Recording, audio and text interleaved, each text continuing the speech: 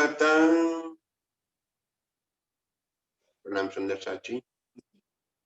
आप हक शिराजी महाराज वे धाम के धनी सच्चिदानंद स्वरूप आप श्री प्राणनाथ जी हकीकत और मारिफत की बातें जाहिर करने की बात कर, जो रखी थी गुज रसूल मोहम्मद साहब आए और उन्होंने उस समय जो बातें गुज रखी थी, छुपी रखी थी, जाहिर नहीं की थी, वो बातें हकीकत और मारिफत की मैं अब जाहिर कर रहा हूं। 4 प्रकार की बातें होती है: शरीयत, तरीकत, हकीकत और मारिफत। और इन्हीं 4 शब्दों को कर्मकांड, उपासना, ज्ञान और विज्ञान के रूप में जाना जाता है। तो पहले जो बातें मैंने जाहिर कर दी, रसूल साहब के मुख से जो ज्ञान अवतरित हुआ, उसमें मैंने शरीयत और तरीकत, ये दोनों बातें मैंने जाहिर कर दी। हकीकत की बातें मैंने लिखी तो थी, लेकिन उसको इस ढंग से लिखी थी कि कोई उसके मायने खोल न सकेगा, कोई न समझ सकेगा। और मारिफत की बातें तो मैंने लिखी ही नहीं थी। औचित्य ही नहीं था उस समय इन बातों को लिखने का, क्योंकि अर्श की रूहों के सिवा ये बात और किसी के समझ में आने वाली ही नहीं, तो किसके वास्ते लिखूं? शरीयत और तरीकत के शब्द को जाहिर कर दिया। शरीयत को यदि हम सिर्फ कर्मकांड की सीमा में न बांधिए, शरीयत क्या है? कुछ ऐसे नियम जो इंसान को इंसान बना देवे, जीवन जरूरी बातें, प्राथमिक तबक्के की बातें, ऐसी बातें जो मानव जीवन में उपयोगी हो, वही बातें वेदों ने भी कही और शास्त्रों ने भी कही। शरीयत इंसानियत को जगाने की बात, प्रेम, करुणा, दया, दान, ये सारे भाव प्रकट होते, समस्त प्रकृति के वास्ते दिल के अंदर एक सद्भावना हो, ये शरीयत है। सिर्फ घंटी बजाना या नियमबद्ध तरीके से आरती करना या नमाज पढ़ना, इतना ही शरीयत नहीं है।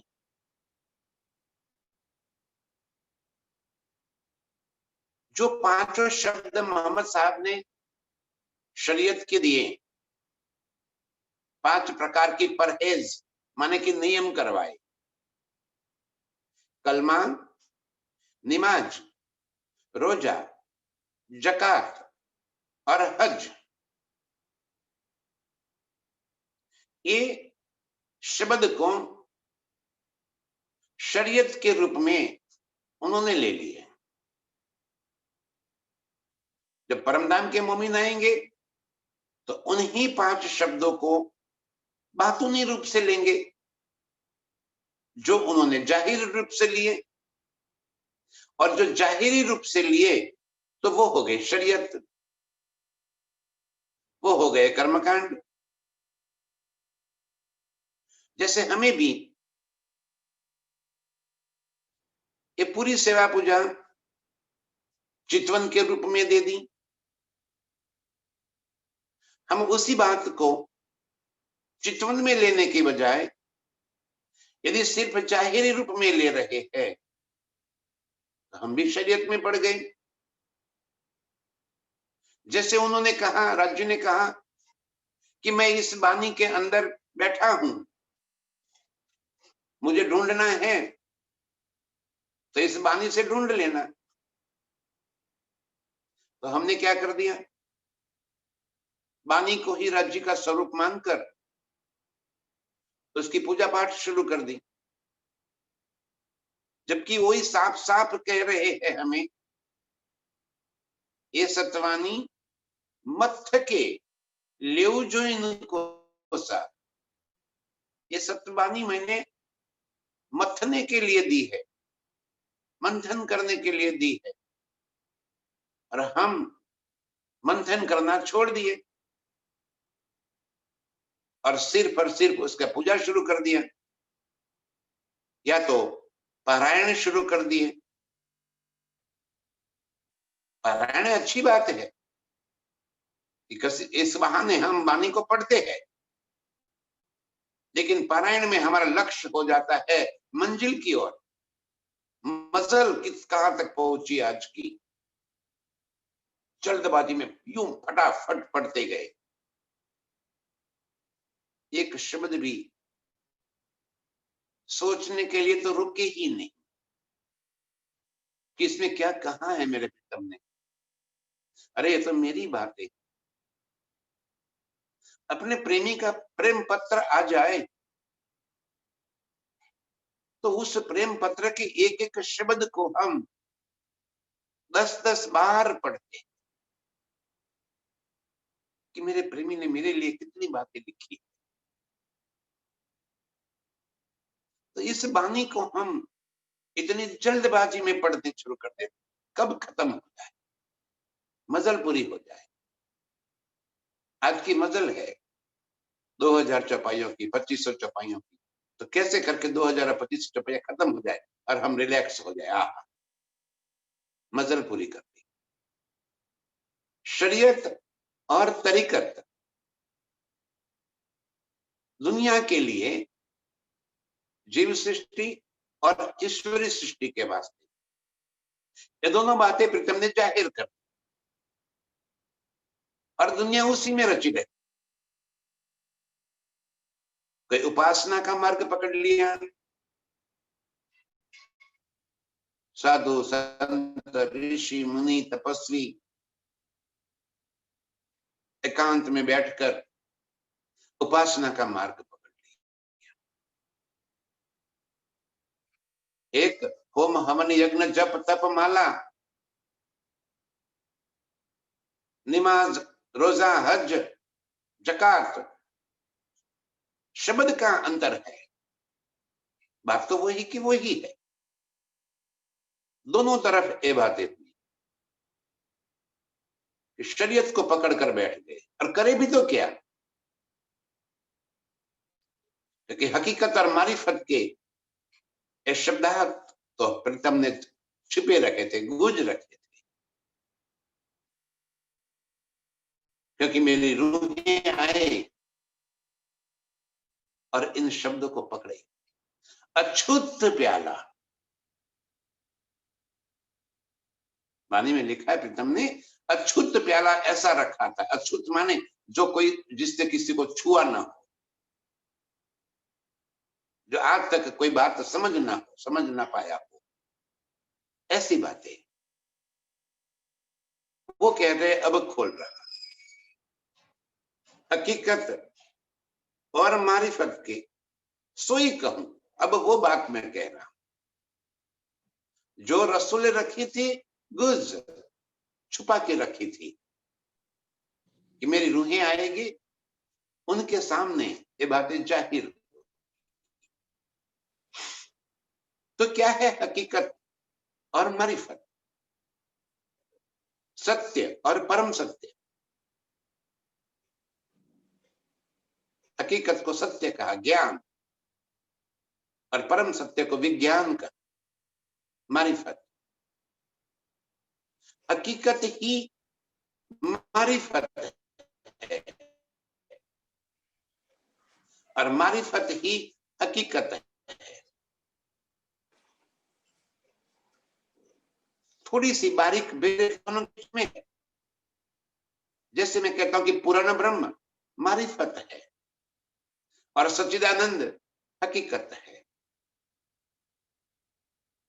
अंतर कुछ नहीं है पूर्ण ब्रह्म और सच्चिदानंद के बीच में, लेकिन पूर्ण ब्रह्म पूर्णतः पूर्ण है। ऐसा पूर्ण जिसमें से कुछ भी निकालो, कितना भी निकालो, पूर्ण का पूर्ण ही रहेगा, जिसमें कभी कोई कमी ना हो सकती, वो पूर्ण।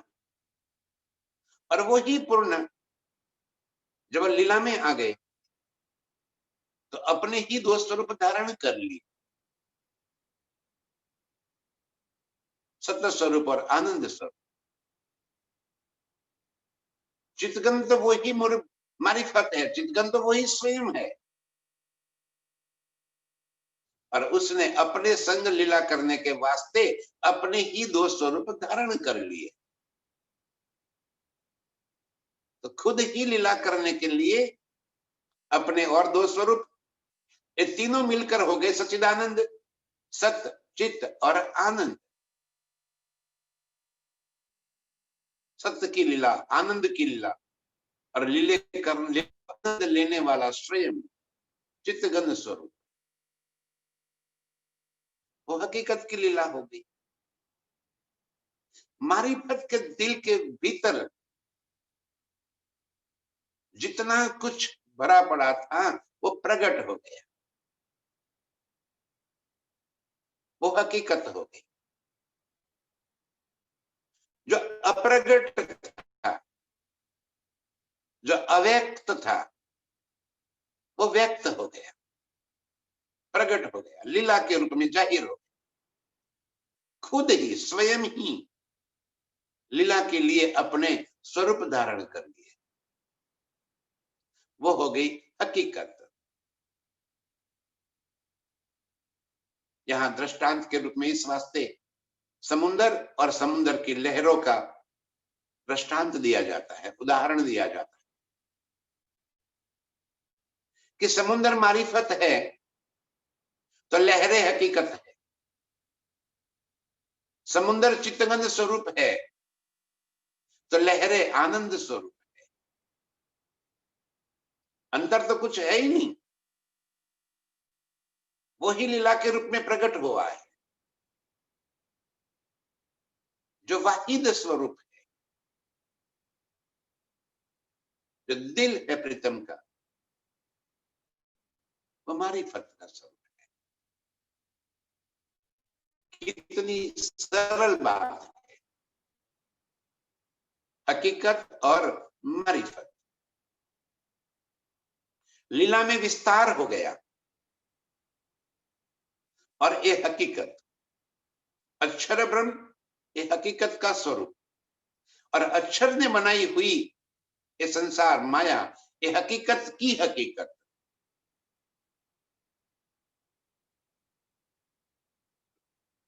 अर्श में जो लीला हो रही है वो हकीकत की लीला हो रही है। लीला करने वाला जो है वो मारिफत है, वो चित्तगन है।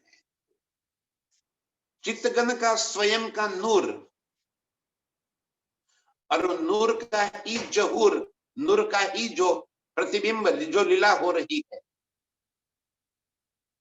अपने ही नूर के अनंत स्वरूप धारण करके जो लीला कर रहे हैं वो हकीकत है। अब हकीकत में वहदत है,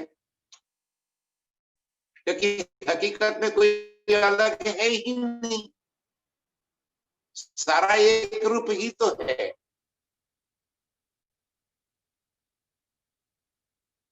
कोई बात नहीं, थोड़ा सा ध्यान देंगे तो बात समझ में आ जाएगी। मारिफत का ही प्रकट स्वरूप हकीकत।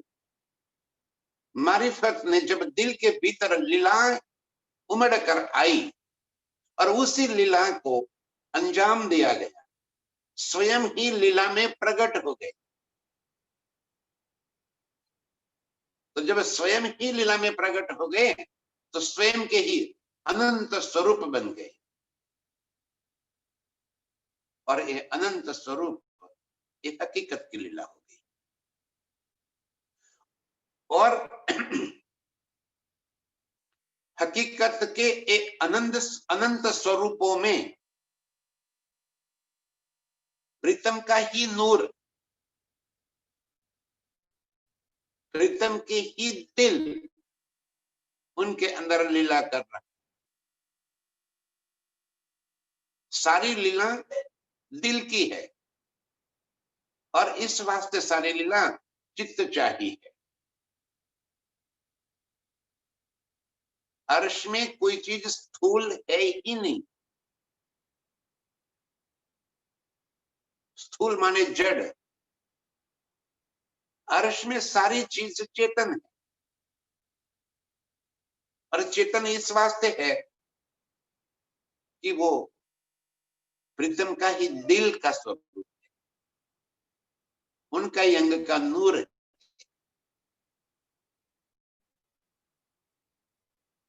जब स्थूल नहीं है तो हर चीज चित्त चाहिए है। उसकी शोभा, उसकी सुंदरता और उसके अंदर के अनंत गुण, सारी बातें चित्त चाहिए। जैसे प्रीतम चाहते हैं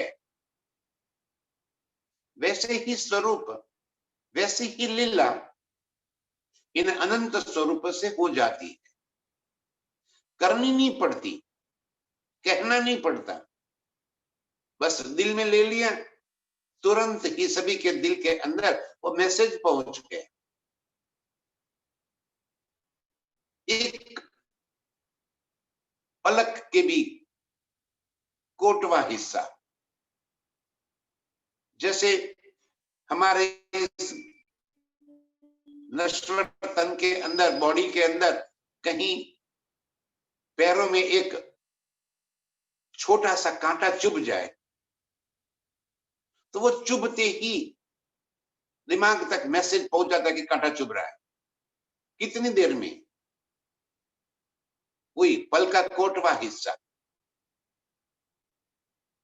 कि पूरा बॉडी जैसे हमारा चेता तंत्र से जुड़ी हुई बात, ऐसे ही पूरा अर्श राज्य के दिल से जुड़ा हुआ है।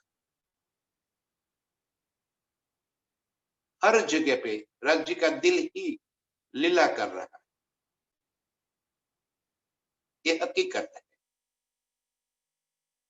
ये वाहिदत प्रीतम के दिल की लीला, हकीकत में वाहिदत।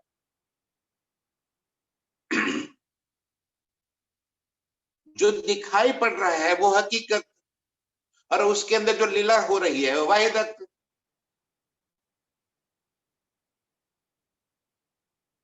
और उसमें निस्बती है। रूहें जो निस्बती है, जिनके संग इश्क की लीला होती है, और उस निस्बतियों के वास्ते खिलवत है।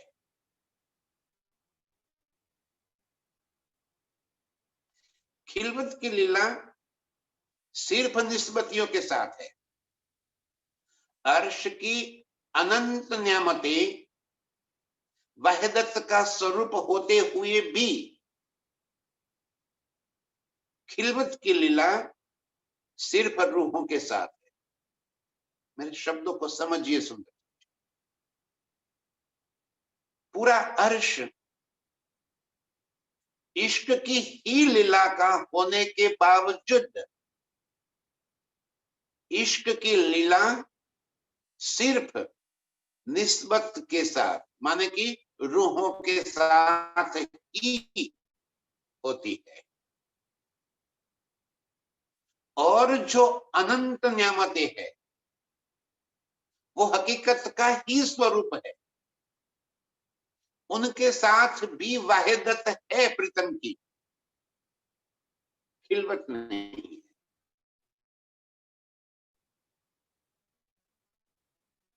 खिलवत सिर्फ निस्बतियों के साथ है। जो रूहें हैं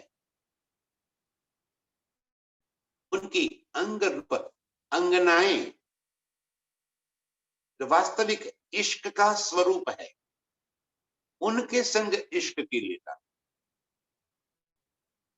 तो बाकी के जितने स्वरूप है अर्श के, पशु पंछी खुबी खुशाली, जल जिमी वायु तेज आकाश, महलाते बन बगीचे फव्वारे, ये जो अनंत स्वरूप धारण किए हुए वो सारे हकीकत के ही स्वरूप है, प्रीतम के दिल के ही स्वरूप है, सभी के साथ वहदत है।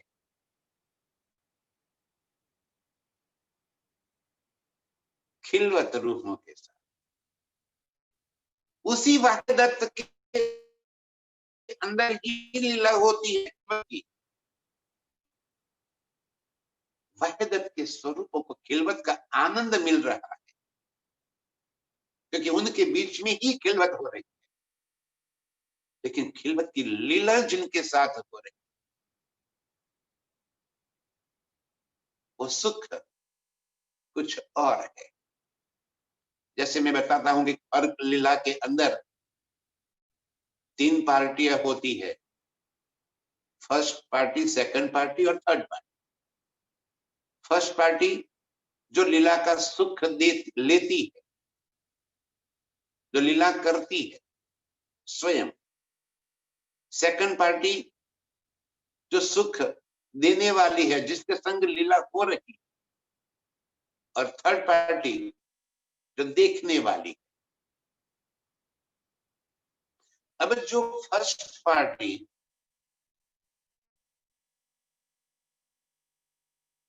मैं पार्टी इसीलिए बोल रहा हूं कि आप शब्द को समझ लेना मैं क्या कहना चाह रहा। फर्स्ट पार्टी कौन है?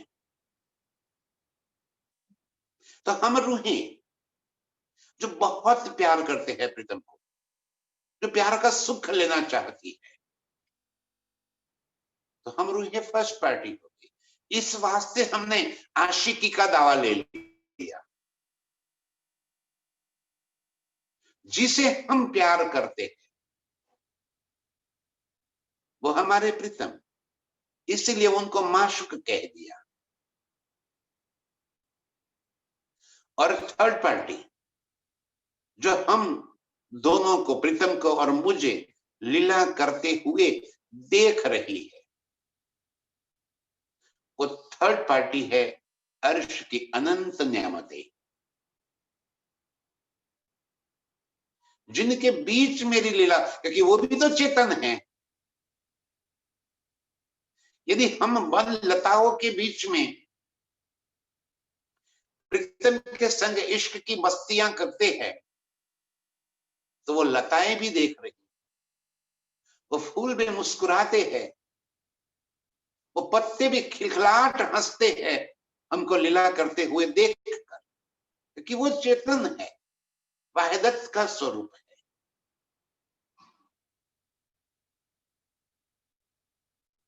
यदि हम सुखपाल में बैठकर आसमान में उड़ते हुए इश्क की लीला करते हैं,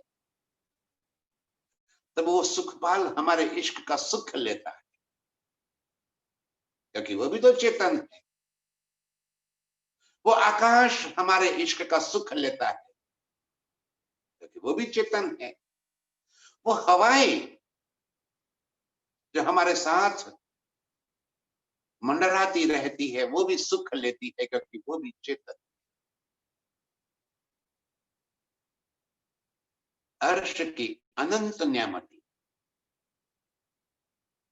वो थर्ड पार्टी सुख लेने वाली, देखने वाली, उनके संग लीला नहीं होती। और फिर भी वो इश्क का सुख लेती है देखकर। ये अंतर हकीकत का है।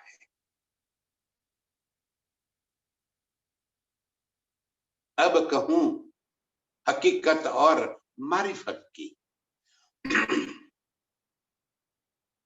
इस तरह प्रीतम हमें हकीकत और मारिफत के बातें बता रहे हैं जो रखी थी गुज। ये बातें आज तक दुनिया में कोई जाहिर नहीं कर पाया।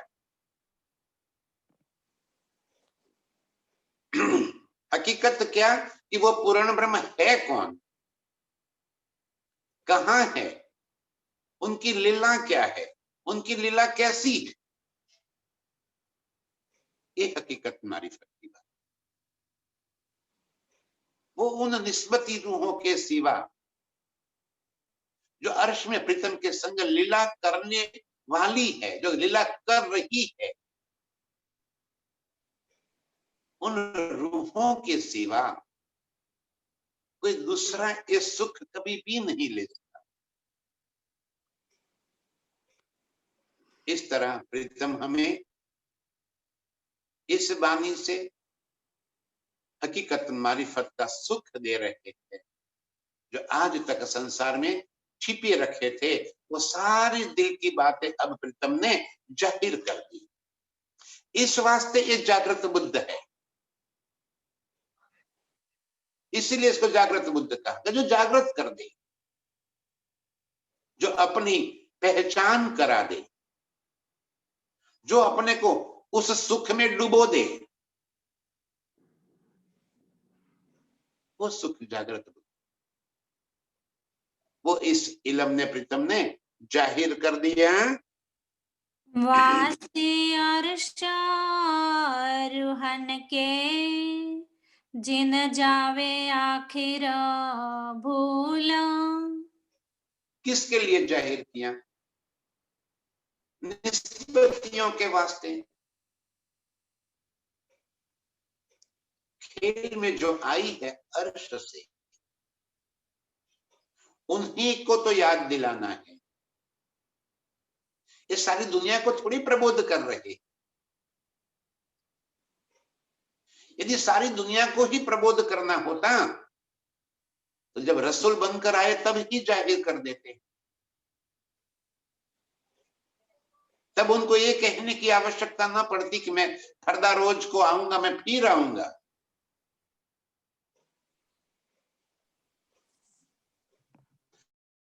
और जब फिर आऊंगा तब अपनी रूहों के साथ मैं अर्श से इल्म लेकर आऊंगा, हकीकत और मारिफत की बातें लेकर आऊंगा, जिनको सुनकर रूहें फरामोशी से जागृत हो जाएगी, नींद उड़ जाएगी उनकी, अपने निज स्वरूप में वो जागृत हो जाएगी। इनके वास्ते में लेकर आऊंगा हकीकत और मारिफत की बातें, जो लीलाएं अर्श में हो रही है, उन लीलाओं की बातें, ताकि वो सुनकर ही तुरंत ही जागृत हो जाए, सुनते ही उनको विश्वास आ जाए, अरे ये तो मेरी लीला है, मेरी मेरे प्रीतम के संग मेरे घर में की हुई लीला है। ये याद दिलाने के वास्ते जो आखिरत में वक्त आकर जब एक खेल का समापन होना है, तब वो रूहों को लेकर मैं आऊंगा। और जैसे ही रूहें मेरी ये बातें समझ जाएगी, उनकी सुरता वापस पहुंच जाएगी, रूहें जागृत।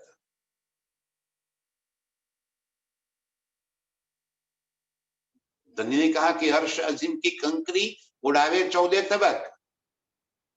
मतलब ये नहीं है कि अर्श से कंकरी यहाँ पे आ जाए तो ब्रह्मांड खत्म हो जाए। अर्श की कंकरी भी यदि आपकी नजरों में बस जाए तो ब्रह्मांड खत्म। अर्श की कंकरी की भी बात हमारे दिल के अंदर उतर जाए, इतना भी हमें नजरों में आ जाए, ये खेल हमारे लिए पूरा हो जाए। हकीकत और मारिफत की ये बात कि अर्श की जितनी बातें रूहों के दिल में समा जाए, उनको समझ में आ जाए, उनकी नजरों में बस जाए,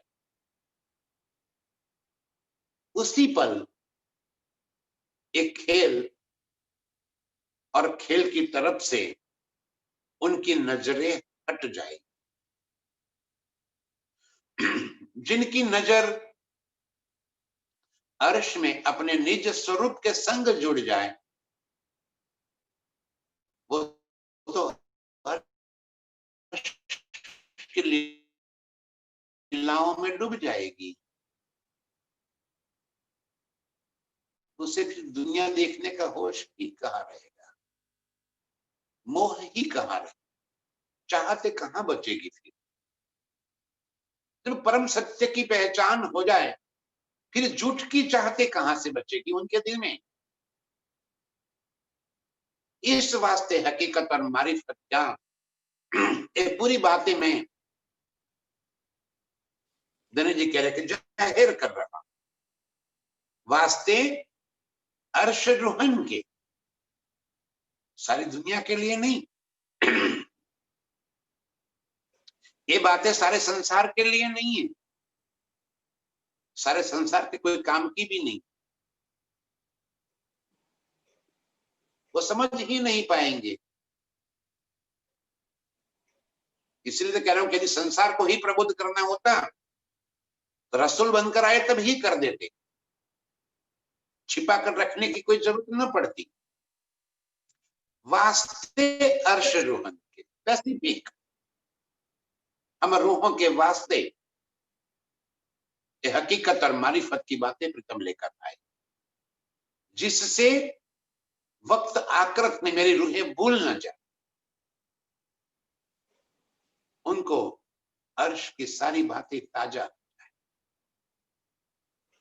और हो रही है। आज एक एक शब्द सुनते ही हमारी सुरता अर्श का वो आनंद, वो लुत्फ उठा रही है। एक एक शब्द सुनते ही हम अर्श में विचरण करने लग जाते हैं, हमारी नजरें अर्श में फिरती रहती है। यही तो सुरता है, यही तो चितवन है।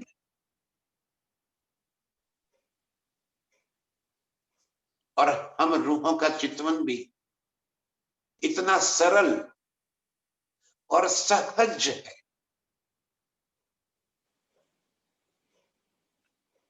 कि हम चलते फिरते, काम करते हुए भी हमारी नजरें अर्श में रहेगी।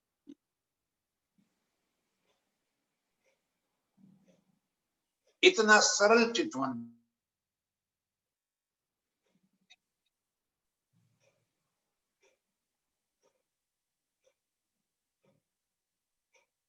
सहजता से, बड़ी आसानी से हम प्रीतम के संग अर्श का आनंद ले रहे हैं।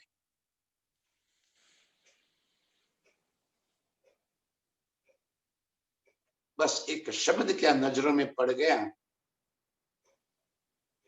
हमारी सुरता अर्श में पहुंच जाती है। वास्ते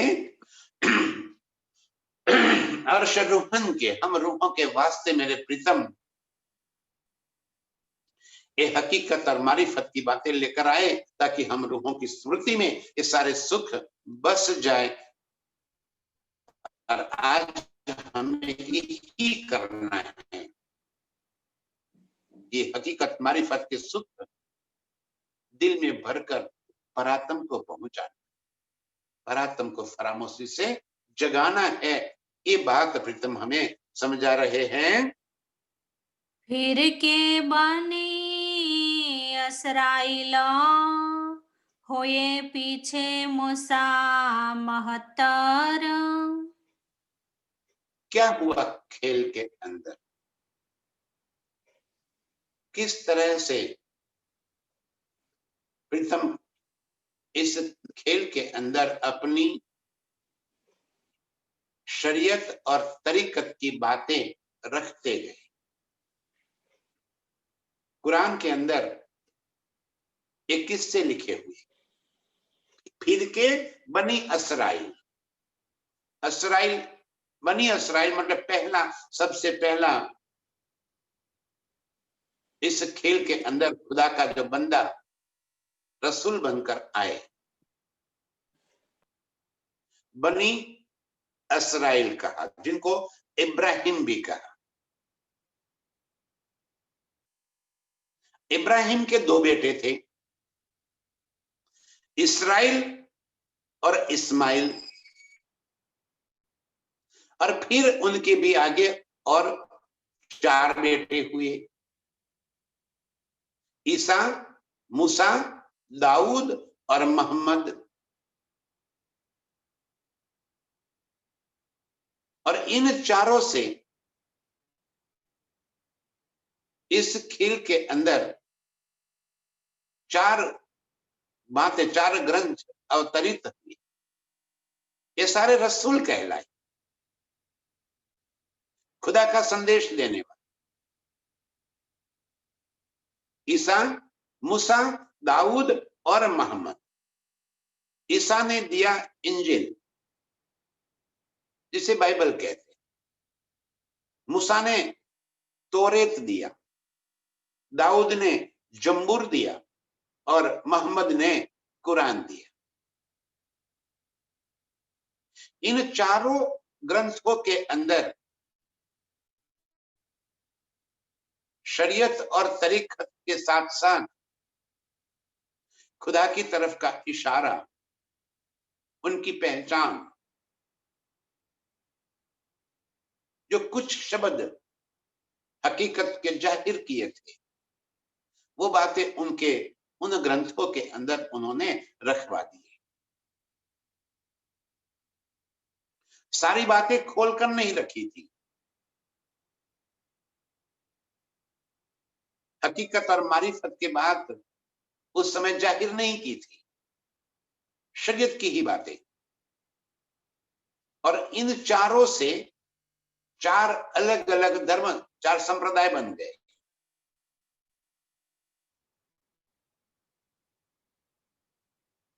और उन चारों ग्रंथों में जो बातें छिपी थी, वो बातें प्रीतम ने कुलजम बानी के अंदर जाहिर कर दी। जैसे इंजिल,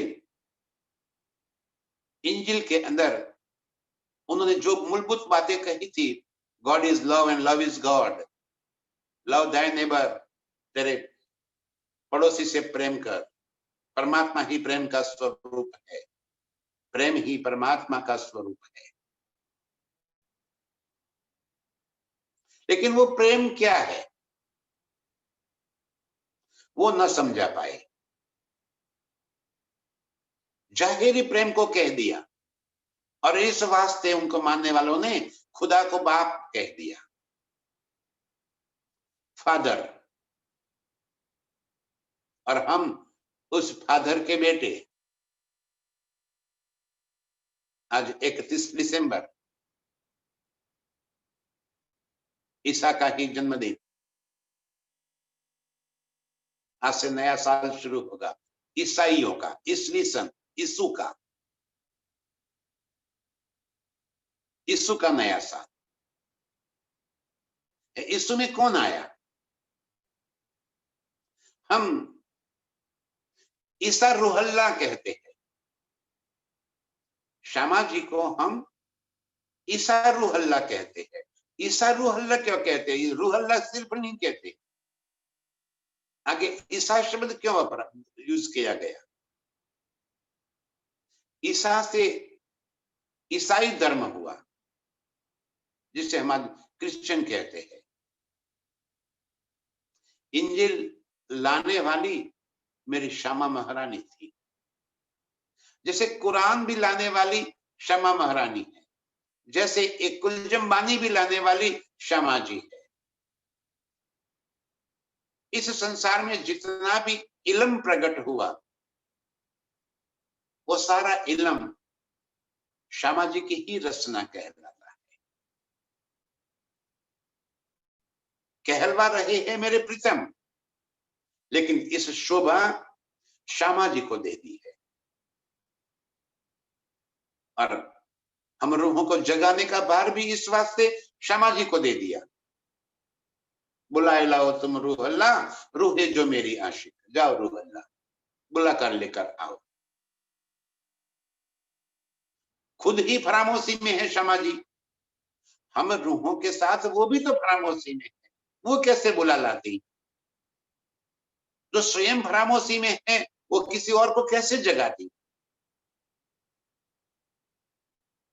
लेकिन यही तो आशिकी है मेरे प्रीतम की, कि उन्होंने ये शोभा श्यामा जी को दे दी। इल्म लेकर स्वयं आए,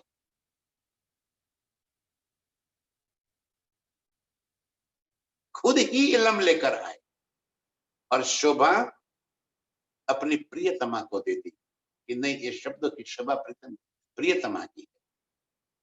रूह अल्लाह, रूह अल्लाह कोई व्यक्ति थोड़ी है। रूह माने आत्मा, अल्लाह माने राज्य। अल्लाह की रूह और ईसा रूह अल्लाह इसलिए कहा कि पहले आए तब ईसा के तन में इंजिल दे दिया। और उसी इंजिल में प्यार की जो बातें कही उन्होंने, वो बातें वहां पे समझानी बाकी रह गई, क्योंकि हकीकत और मारिफत की बातें प्रकट नहीं होनी थी, वो प्रकट हो गई। और वो प्यार क्या है, वो रास की बातों में उन्होंने बता दिया।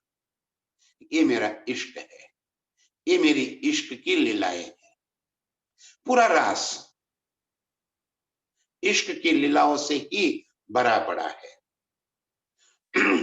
रूहें और प्रीतम के बीच में किस तरह की लीला हो रही है अर्श अजीम में, वो बातें उन्होंने रास के अंदर करके दिखा दी, और वही बात इस बानी में प्रकट करके लिख दिया। जो प्रैक्टिकल सुख है,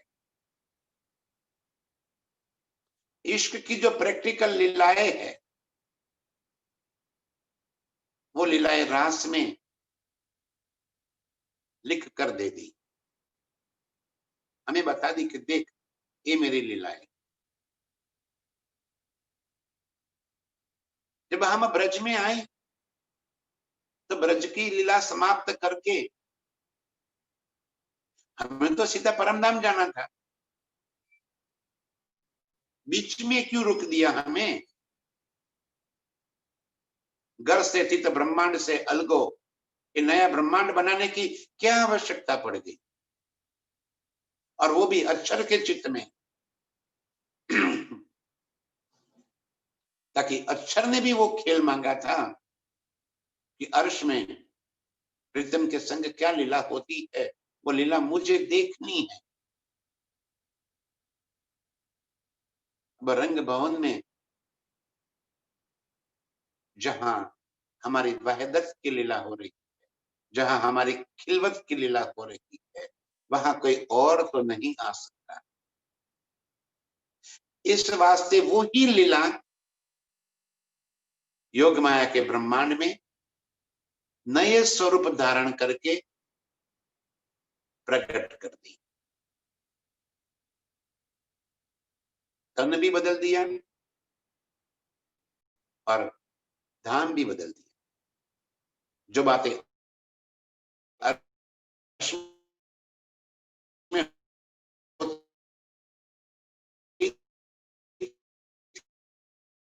थी योग में कर्म नए तन धारण करके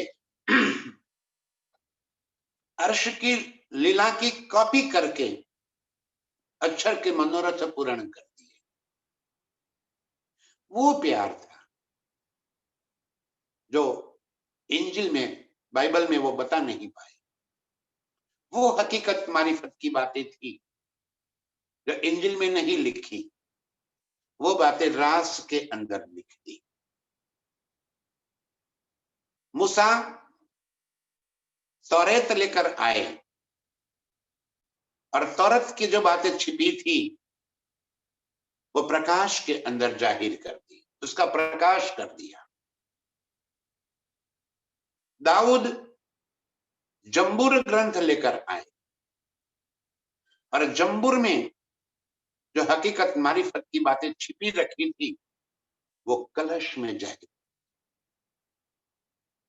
और मोहम्मद कुरान लेकर आए, कुरान में जो हकीकत मारिफत की छिपी बातें थी, उसका जो मायना था, जो गुज रहस्य थे, वो सारी बातें सनंद में जाहिर कर दी। सनंद में लाकर बता दिया कि मैंने जो बातें लिखी है इशारों में कुरान के अंदर, उसका मायना क्या होता है। जो परहेज मैंने करवाई 5 प्रकार की, उसका मायना क्या होता है, उसका वास्तविक अर्थ क्या होता है। कलमा, नमाज, रोजा, ज़कात, हज, वो क्या है, वो जाहिर करके दिखा। जब जाहिर हुआ रोजा और हज, तब काजी खोला मुसाफ मगज। काजी बनकर मेरे प्राण वल्लभ प्राण प्रीतम स्वयं आ गए। मुसाफ मगज कुरान के वेद रहस्य आकर खोल दिए। और जिन रूहों ने इन गुज बातों को समझ लिया, उनकी नजरें अर्श में खुल गई। मूल मिलावे में अपने निज स्वरूप में वो जागृत हो गई। ये गुज बातें सारी दुनिया के धर्म ग्रंथों की बातें, जो इशारों में लिखी हुई बातें थी, वो सारे इशारों का मायना यहां पे कर दिया। वो हकीकत, और हकीकत के भी आगे की जो बातें है वो मारिफत, वो मेरे प्रीतम ने यहां पे बता दी। फिर के बनी इसराइल हुए पीछे मूसा मेहतर। इब्राहिम के 4 बेटे कहे तो 4 बेटे माने कि वो तन के बेटे की बात नहीं है, उनके बाद उनकी बातें आगे बढ़ाने वाले जो मूसा मेहतर हुए। और मूसा ने जो तौरेत ग्रंथ लेकर दे दिया, और उसी मूसा की बातों को आगे बढ़ाने वाले कई प्रकार के विभाजक होते चले गए। एक नाजी नारी 17 कहे फुरमान यकर।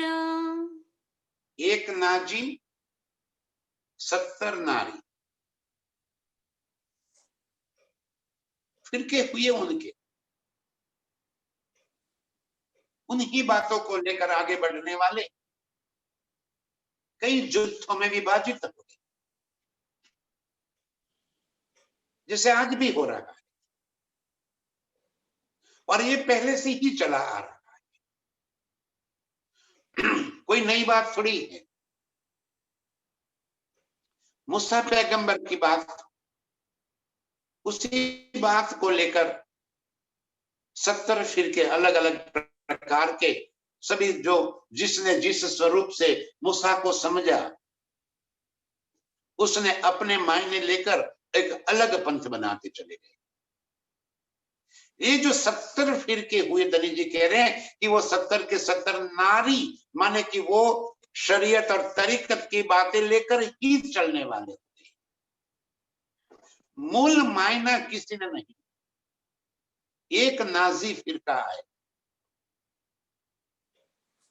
और वो नाजी फिरका शरीयत तरीकत से ऊपर उठकर हकीकत और मारिफत का बात दिल में धारण कर ले और अपने प्रीतम के प्रति समर्पित हो जाए।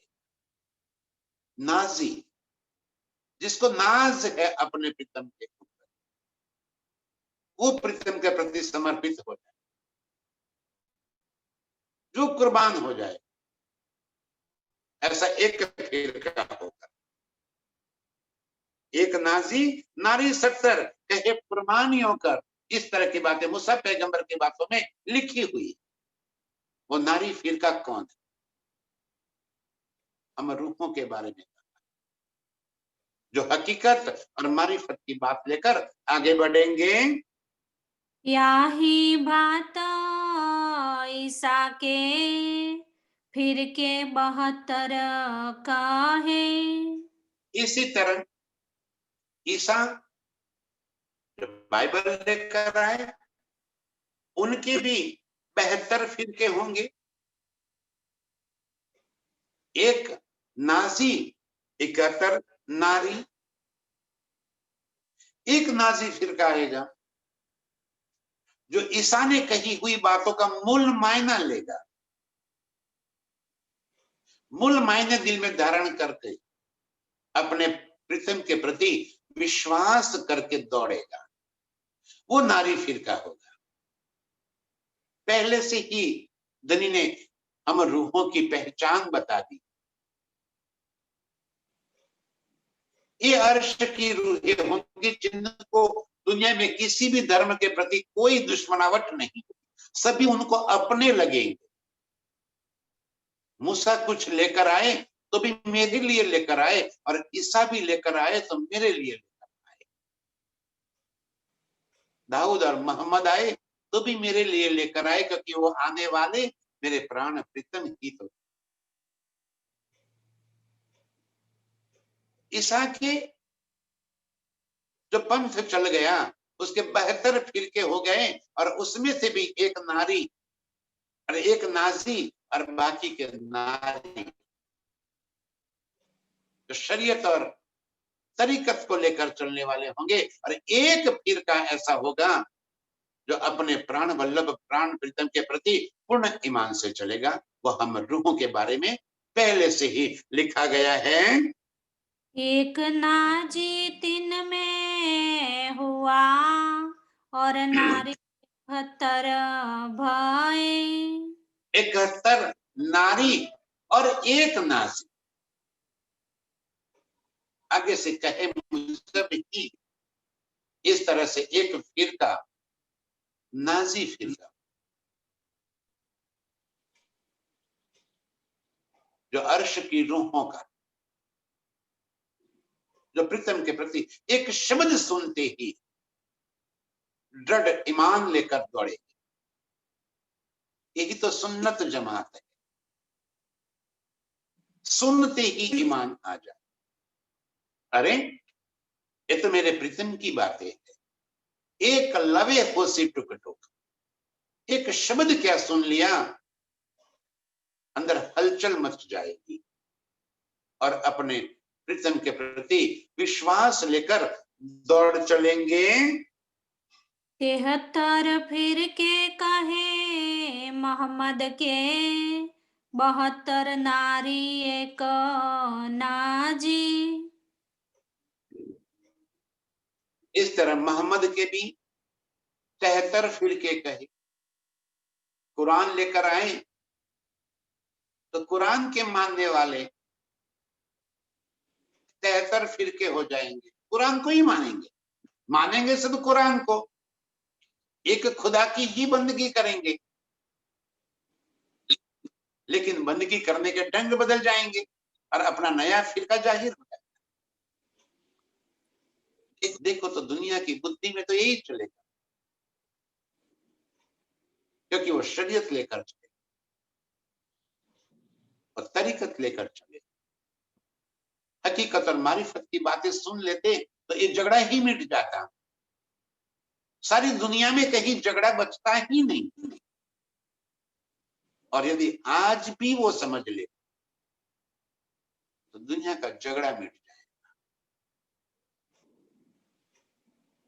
फर्क क्या है?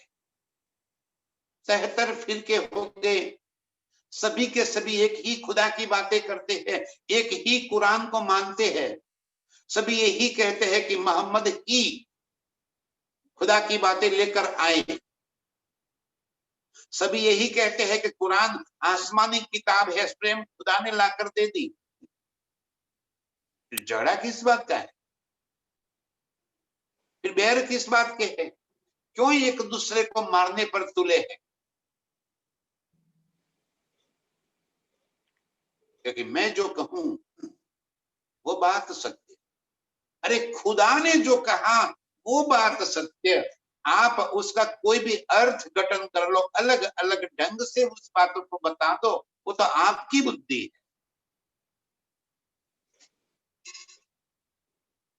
इस बानी को, कुलजम बानी को भी देखो आप, बानी तो वही की वही है, उसमें तो कोई फर्क नहीं है, एक शब्द का एक कोई फर्क नहीं आएगा। फिर भी झगड़ा किस बात का है? मैं जो कह रहा हूं वो सही, मैं जो समझा वो सही, आपकी समझ गलत है, और फिर उसी का झगड़ा शुरू। समझना ही नहीं है, बस विवाद ही करना। इसी तरह कहते हैं 73 फिरके मोहम्मद के कहे, इसमें भी 72 नारी एक नाजी। एक नाजी फिरका आएगा जो ये कहेगा कि कुरान की सारी बातें मेरे वास्ते आई, कुरान मेरे लिए आया है, मेरे प्रीतम ही मोहम्मद बनकर आए और उन्होंने ये बातें लिखी है। और कुरान की जो छिपी हुई बातें थी,